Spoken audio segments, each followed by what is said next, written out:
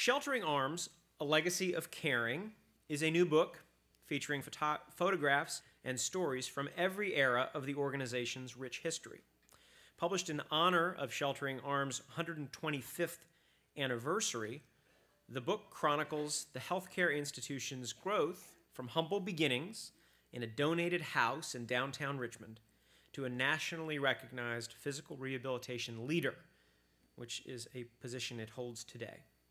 Joining us for this talk is someone who has been an ardent supporter of Sheltering Arms for decades. Anne Rutherford Lauer earned her BA in political science from Mount Holyoke and landed her first job at the Institute of Physical Medicine and Rehabilitation in New York City while her husband was in medical school. She and her husband came to Richmond in 1965. Mrs. Lauer was first introduced to Sheltering Arms when her children were asked to bring canned goods to school for a Thanksgiving food drive in support of the hospital. When her youngest started kindergarten, a friend urged her to become involved with the healthcare organization, beginning a decades-long dedication to Sheltering Arms.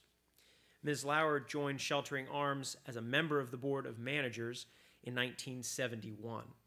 Since that time, she has served as the chairman of admissions, a member of the Long Range Planning Committee, a member of the Women's Council, a member of the Board of Directors, the first female president board of the directors, and as a patient representative.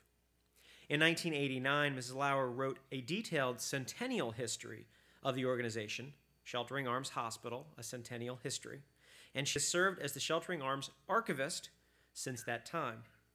The unique combination of her formal historical knowledge and her personal experiences and passion for Sheltering Arms made her an invaluable resource during the production of this book in honor of the healthcare institution's 125th anniversary.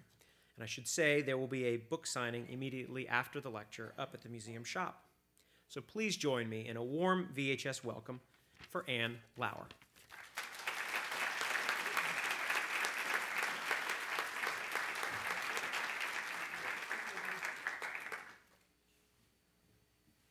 Good morning. No, it's already afternoon.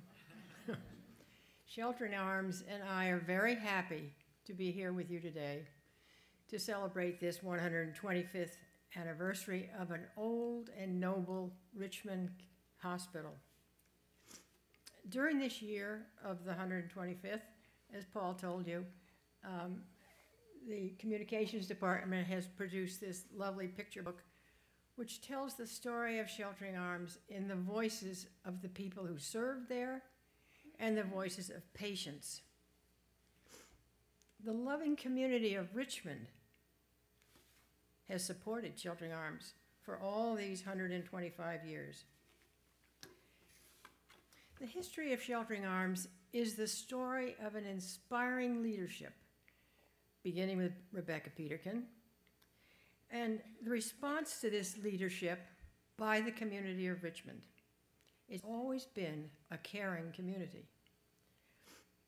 Rebecca was the daughter of the rector of St. James's Episcopal Church, then located in Jackson Ward. She knew the suffering of the people in her father's parish. She walked those streets, she visited those people, and she had a dream of wanting to help the poorest, the weakest of them, the poor, the injured, the ill, and help them to regain their health and perhaps their jobs and their self-respect. Rebecca enlisted the help of her sewing circle at St. James's to become the first Richmond chapter of the King's Daughters.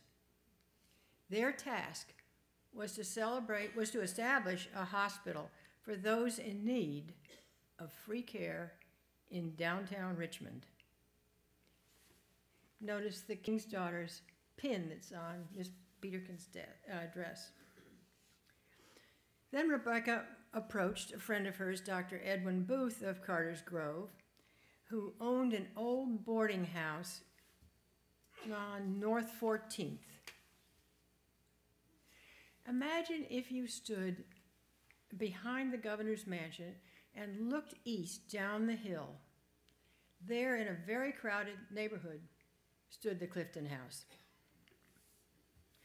It was in poor condition, to say the least, and required much work to prepare it to become a hospital. The women of the central circle of the King's Daughters begged funds and supplies from friends to outfit the hospital, which they named Sheltering Arms. It took their hard work to make the building ready to open on February 13, 1889, 125 years ago. For the first 2 years, Dr. Moses Hogue and one nurse took care of somewhere from 6 to 16 patients per day at the cost of 67 cents a day. Dr. Hogue was a member of the faculty of the University College of Medicine, now MCV, and he volunteered at Sheltering Arms until his death in 1920. By volunteering his services, he established a tradition of physicians and surgeons who offered their care free of charge to patients of Sheltering Arms. Doctors loved this free hospital and helped it in other ways too.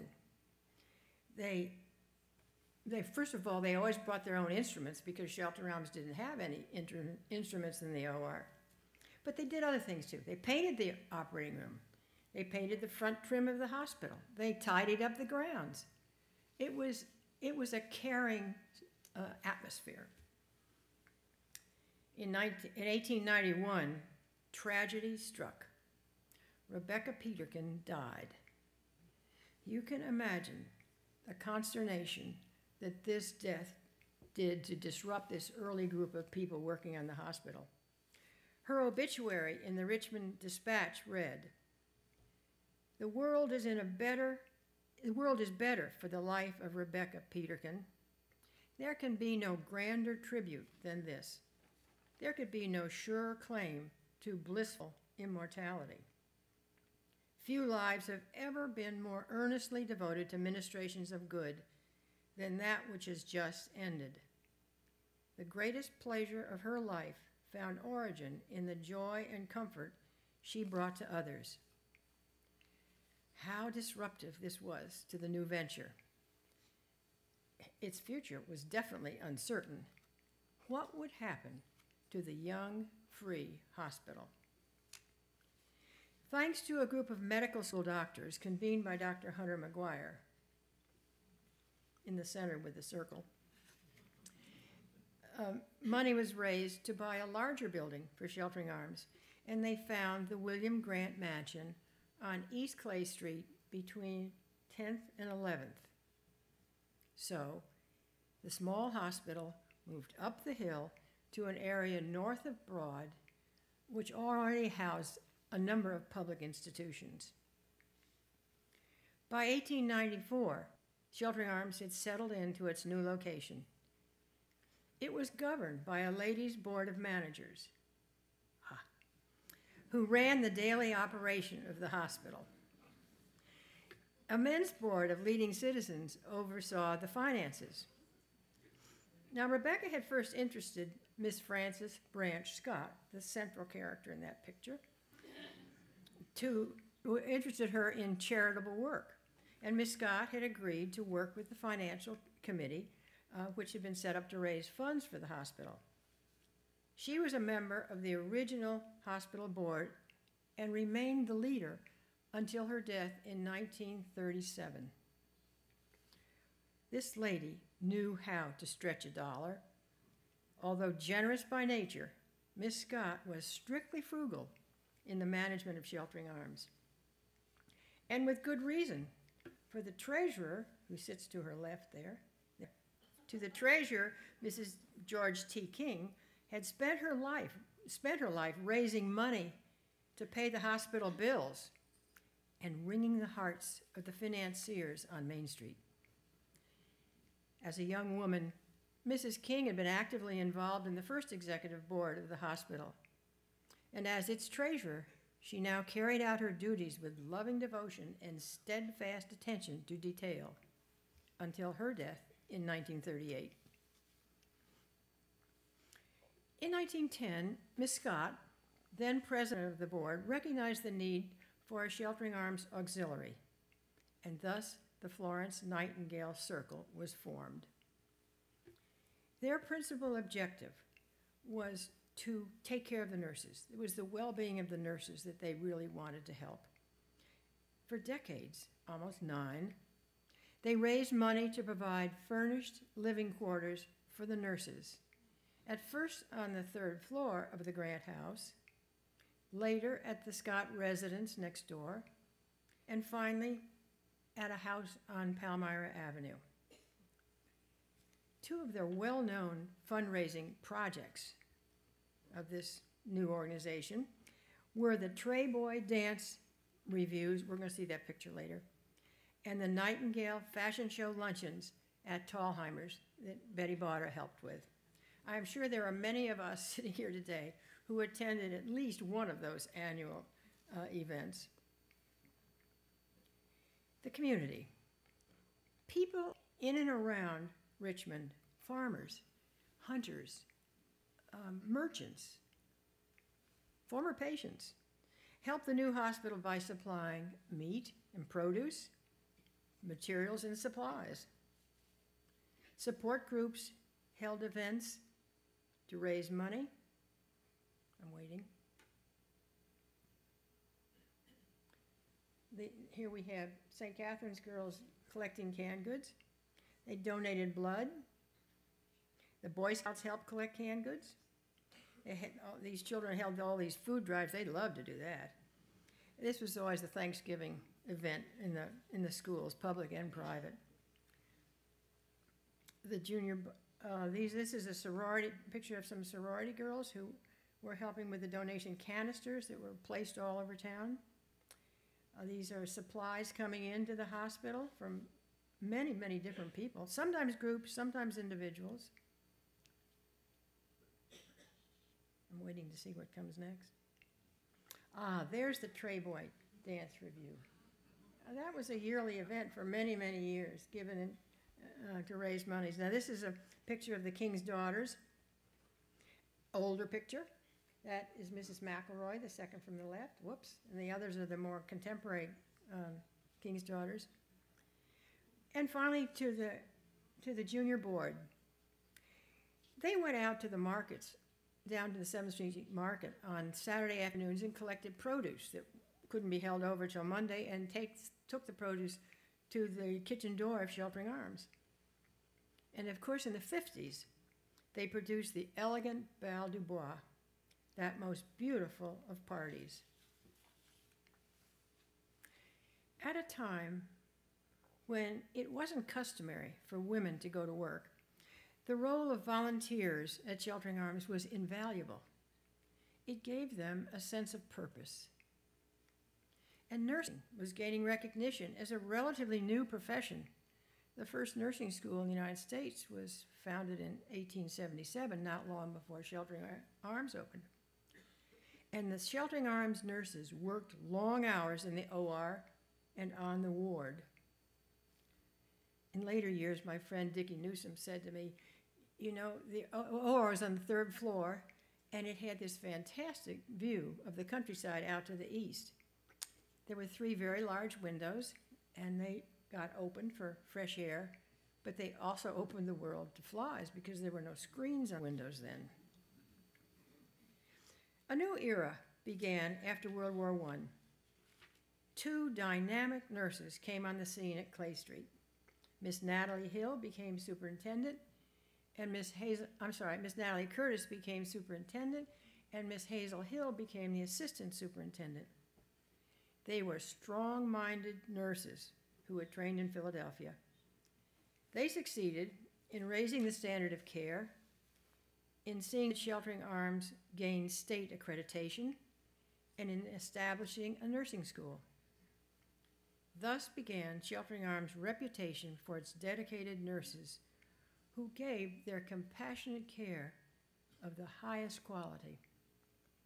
Miss Curtis especially was a very tough administrator.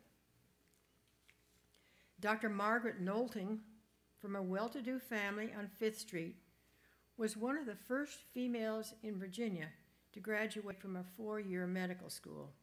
As a matter of fact, she and Dr. Charlie Caravati were in the same class of 1922 from MCV. Dr. Knowlton interned at Chiltern Arms and in 1924 became the medical director, a position she held without pay until she retired in 1949. Other outstanding staff were head nurse Miss Laura Vitor, who had trained in nursing and pharmacology at Johns Hopkins, and Mr. Foster, in Miss Vitor's picture, she is sorting drugs that have been brought in by doctors, and that was the source of a great deal of the so-called pharmacy at Chiltern Arms. The other person I wanted to tell you about was Mr. Foster Berry, who went above and beyond his duties to do extra care for the patients. He was heard often to say, "You have to treat them gentle." He stayed at night to do maintenance chores. He sometimes wheeled patients home who lived nearby, and he skinned deer when it was occasionally brought to the back door and donated to the hospital. When it became apparent, however, that the old Grant House had outlived its function as a general hospital, the leadership made the difficult decision to move to Northside at Palmyra Avenue and build a modern 40-bed facility, well-equipped and temperature-controlled. And it was attached to the new, open-staffed Richmond Memorial Hospital. No more babies, no children, and no surgery were done at Chiltern Arms anymore. All these services were contracted out to other hospitals which accepted the payment parameters of Chiltern Arms. During the first 15 years at Palmyra, Chiltern Arms was an acute care general hospital, giving care to patients in need, as it continues to do today. Gradually, the need for free care declined with the advent of Medicare in 1965 and Medicaid in 1970. Under these national health plans, doctors and hospitals were reimbursed, and that affected the census for free patients at Chiltern Arms. And as a result of this downward trend, the Chiltern Arms boards began a process which would take 6 years, studying the unmet needs, health needs of Central Virginia. With due diligence, the boards considered 5 options, with the help of experts and with field trips to renowned rehab facilities. Subsequently, a decision was made to convert Chiltern Arms to rehabilitation. Without assurance that Chiltern Arms would be reimbursed, the boards took a leap of faith to convert Chiltern Arms to physical medicine and rehabilitation for adults, to help people who were disabled by injury and illness to regain their lives. In January of 1981, Chiltern Arms opened its doors to this new service for those who needed free care and for those who could pay for it. As Chiltern Arms grew in this service for the community, it received a positive response from groups like the DuPont 3,000 Day Safety Club, who actively helped with events and fundraising.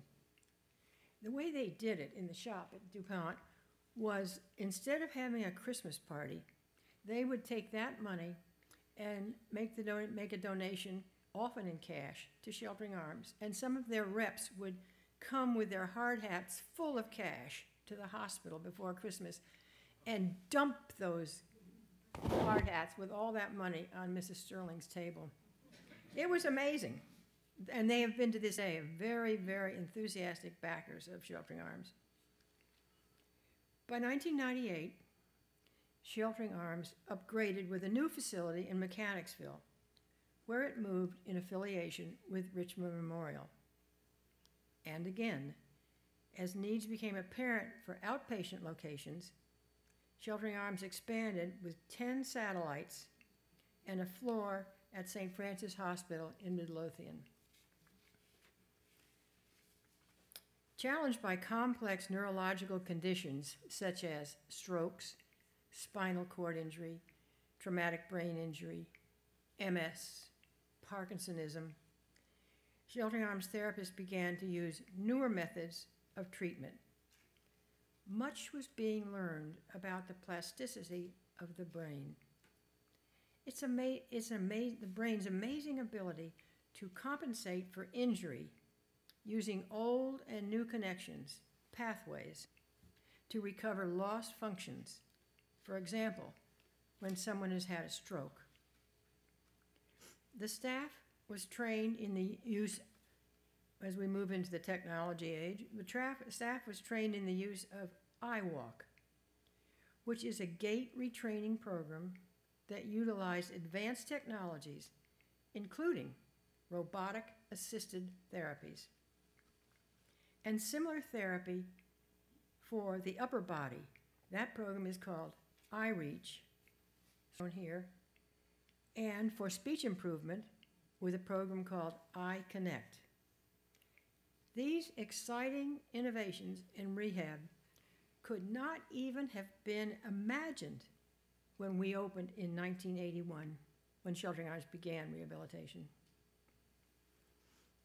Unlike the traditional hospital model of discharging a patient, Sheltering Arms offers services out in the community with day programs, recreational therapy, and Club Rec.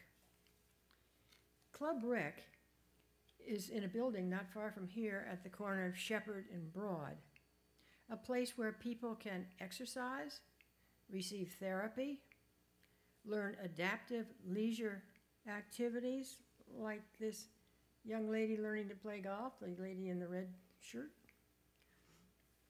These services, or they even come just to socialize, these services are not reimbursable to Sheltering Arms. This is one of the ways that Sheltering Arms returns much to the community. Sheltering Arms has experienced many changes since the doors opened in 1889. The acute care hospital, run by volunteers in the 19th century, has evolved into a nationally recognized leader in physical rehabilitation. Many, many dedicated individuals from all walks of life have contributed to this hospital over the years. I believe that the hand of God rested on these workers in the vineyard. Thank you for your attention.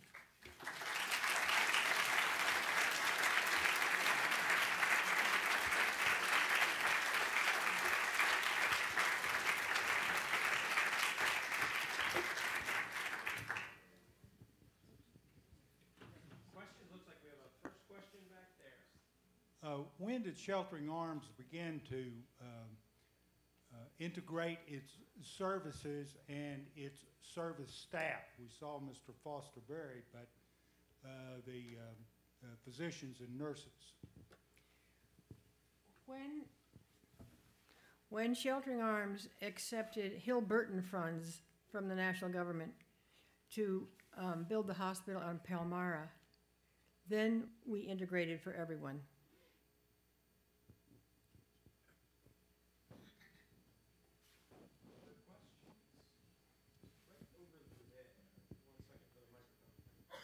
Could you please comment on the connection with the King's Daughters in the early days? I understand that's still an active hospital organization down in Virginia Beach or Norfolk.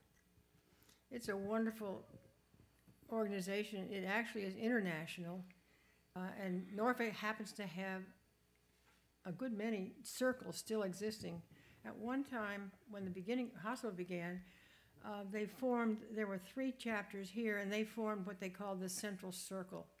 And they were extremely important in helping the hospital both prepare to go into the Grant House, and they have, over the years, been very, very faithful fundraisers, doing many different things, card parties, raffles, go to horse races. And we still have one circle here in Richmond of devoted members of the Sheltering Arms family. Yes, I wondered if by any chance you had any connections with and cooperation with the Burke Rehabilitation Center that's in New York City. You said you were with the Rehab Center in New York at one time. Yes, I was with IPNR, which is down on 34th Street in the East River. That was Dr. Howard Rusk's Oh, yes, Dr. Rehab Rusk, Center. yeah. But I don't reckon, Burke was out in White Plains, I think. Yes, it was. Yeah, my mother was a volunteer there in the late 40s. You see, Dr. Rusk had been in the Air Force during the war, and he was dealing with basically flyers coming back from the European theater, and it gave him the notion that something had to be done with these men to help them recover, both to get back in their planes and also to be able to go on and lead their lives.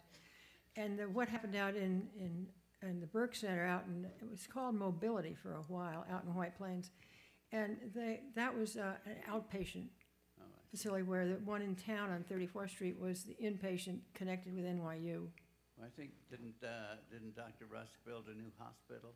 Well, it has been. When I worked there, we called it a shoebox, and the parking lot was dirt. And it was a 2-story, long, thin building. But, of course, rehab just mushroomed. The need for rehab just mushroomed. And so now they have a fine new big building, and it's still connected with NYU, just above Bellevue. Yes, thank you. Other questions, ladies? Look to one right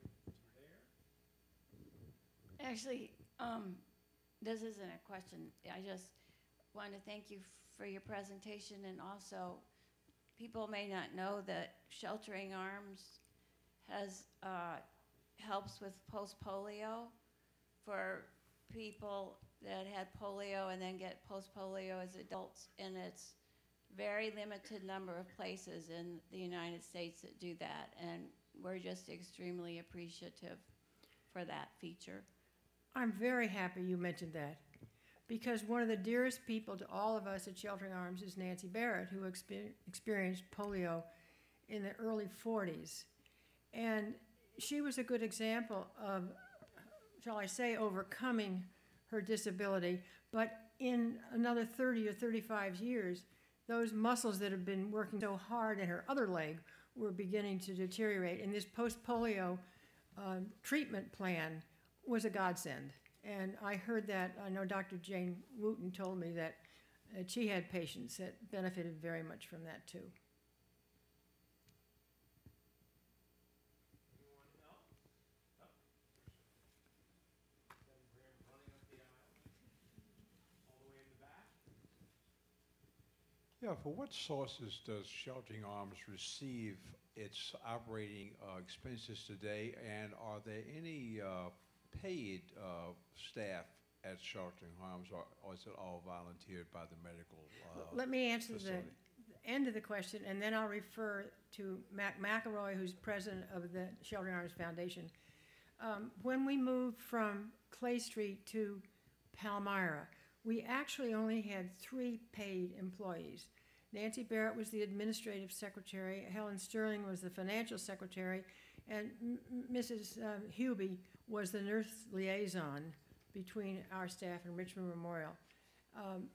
When we went into rehabilitation, everything changed. I mean, we had a staff of physiatrists, and the nurses went back to school to be trained to be rehab therapy nurses, and our staff enlarged. We now have a staff of 550, all paid. But I'd like Mac McElroy to speak to that question about the operating costs. Thank you, and I just want to thank Anne for just a fabulous history of our remarkable organization, and recognize our board chair, Tricia Cushney, who's here as well. But to answer the question, we are like really any other hospital these days. We receive reimbursement from Medicare, Medicaid, and then private payors such as Anthem, Aetna, Coventry, firms of that nature. The split is roughly 65% or so is Medicare. I'm probably off a little bit, but maybe 20 to 25% private payors, the Aetnas and the Anthems of the world. And then the remainder is Medicaid. And of course, as Anne mentioned very eloquently, we still provide financial assistance to those who kind of fall through the cracks and need our services. That's primarily for inpatient operations, and then for outpatient operations, the payor mix is a little different, including some who come to us on a private pay basis for therapy. Thanks, Beck.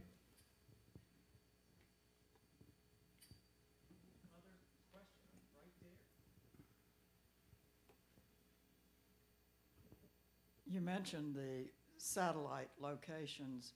Do they vary by what they offer, or by, I mean, how do people choose which one they go to or are referred to? One of them is specifically for neurological problems, and only at one of them do we have a pool over in Bon Air. I hope I'm telling this right, but the rest of them will take any kind of patient, any kind of rehab patient. Am I correct down here? We have two hospitals, one north of the river, one south of the river, one Hanover and one in Midlothian. And then we have actually 3 centers that where we treat neurologically impaired patients. So at both of our hospitals, as well as at our Bon Air location. And our other facilities are primarily ortho rehab, so knees, hips, joints, any kind of, any sort of impairment of that nature. Oh yeah, that's a very good point that Mac just brought up. Recently, we launched a concussion care program. We found that was an unmet need in the community, and as Anne pointed out, that's always been our mission to meet the needs of the Richmond community. And so we launched a program where we offer baseline testing as well as post-testing and treatment and rehabilitation, so for all ages. From adolescence, pre-puberty on up. The person speaking to you was Stephanie Solmer, and she's the Director of Marketing and Communications. I wanted to, I don't know whether to say that or not. No, pass it. No, that's all right. But the way one comes to Sheltering Arms is to be referred by your doctor, one kind of your doctor. And at that time, when one of the transition nurses goes to visit the patient, it is determined to what outpatient facility you might go to, might be appropriate. They were really placed around in different locations to make it more convenient for people to reach them on an outpatient basis. Question right there. Yes, it's clear, it seems to me, that the move in the mid-1960s was a fairly significant transitional moment for the hospital. And it took place in the context of what we all know was a very important changing period in U.S. history, financial, sociological, all kinds of ways. There must have been considerable turmoil and strategic thinking, how to adapt to the changes. Could you just elaborate a little bit on that? It would seem to me that's an important moment. It'd be nice to hear a little bit more about that. It was very important for 2 reasons, both health reasons and civil rights reasons. And it was traumatic because it had a long history there on Clay Street, and people were devoted to the place as well as to the people who were working there. So it was, let's see how to say this. It was, Richmond Memorial was selected as the hospital to affiliate with because we would need basic sciences to support our rehab care, which was really a tertiary care. We needed the basics there, urology and things like that. It was selected because it was the only open-staffed hospital in Richmond at the time. And this was important to us. And of course, Richmond Memorial had different races on their staff, as we did too. Does that answer your question?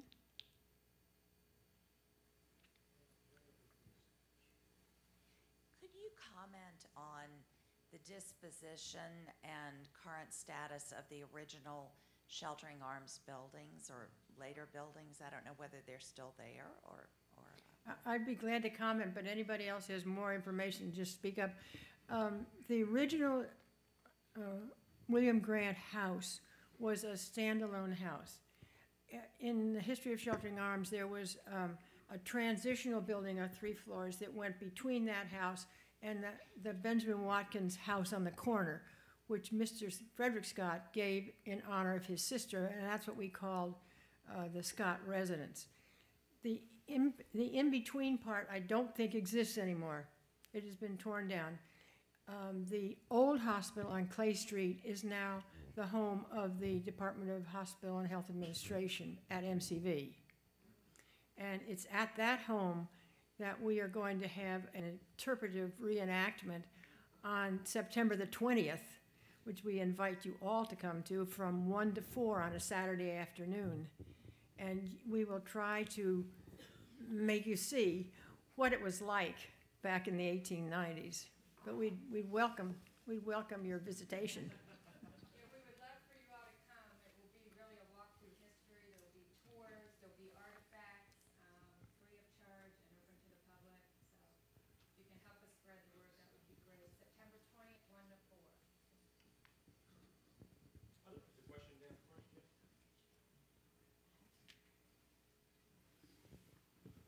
This is not really a question, but it's a comment about Miss Natalie Curtis. And it's a story to show how much influence this lady had, because she never married. But in the 30s, as a single woman, she was able to adopt a child, which was a very unusual thing back in the 30s. And she and her sister raised that child until they passed away. I believe the story is that the mother of that child was a hospital patient and she died. And Miss Curtis decided that, well, she'd take that on too. And she adopted Tommy then when he was very young. And he practically lived in the hospital. He lived there for a number of years, and Yeah. she contacted some people that assisted her, and she got a legal adoption for that boy as a single female. I believe he went on into the healthcare industry himself.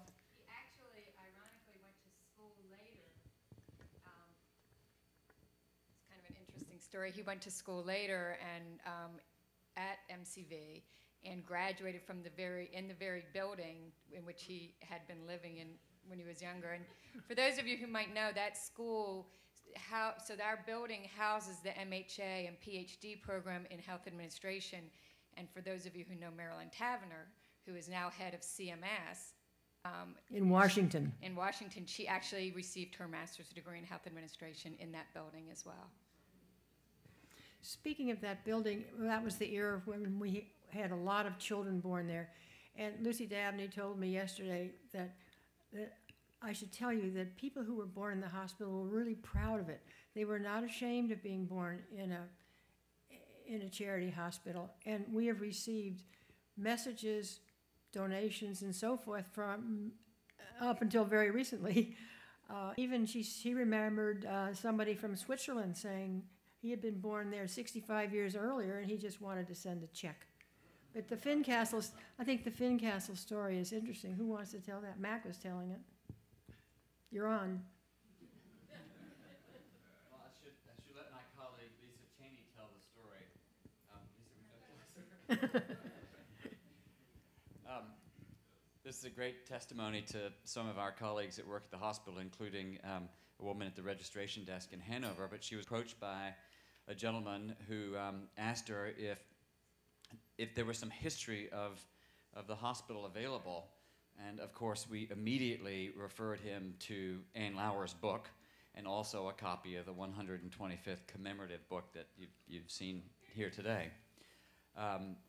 Lisa continued to speak with this man, went out to visit him, learned that he was actually born in our hospital, and after a lengthy conversation with Lisa, revealed that he and his wife wanted to recognize Sheltering Arms Hospital in their will. And we were really touched by that, and that occurred just a couple of weeks ago. So If anybody was born in Sheltering Arms Hospital, you don't have to leave us in your will, but we would love to hear about it. And we actually have an employee, Barbara Botkin, who was born in our hospital, and Anne's exactly right. There's a great deal of pride amongst those folks that were born there. Other questions? Jane, will they help me with the post-polio? Thank you for that testimony. Very good. Well, if there are no other questions, just join me in thanking Anne Lauer. Appreciate it.